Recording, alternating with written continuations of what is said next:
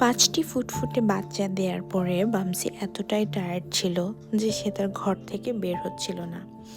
সে তার cat house থেকেই cat food খাচ্ছিল এবং বাচ্চাদেরকে টেক কেয়ার করছিল।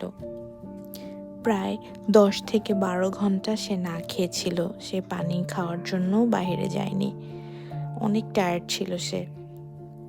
বামসির সবচেয়ে পছন্দের খাবার হলো ক্যাট ফুড। সে এই খাবারটা ছাড়া অন্য কোনো খাবার পছন্দ করে না। আর এই ক্যাট ফুড খাওয়ার কারণেই তার অ্যাকচুয়ালি বুকের দুধটা আসেনি এবং বাচ্চারা খেতে পারেনি। আমরা এই জন্য তাকে পাশাপাশি আরও যে ক্যাট ফুডগুলো আছে, ওয়েট ফুড, এই ধরনের খাবার দেওয়ার চেষ্টা করেছি, অ্যাটলিস্ট যেন পানিটা তার শরীরে যায়। আর এই তো, আমাদের ভিডিও যদি আপনাদের ভালো লেগে থাকে তাহলে অবশ্যই লাইক, কমেন্ট এবং শেয়ার করবেন আর সাবস্ক্রাইব করে আমাদের চ্যানেল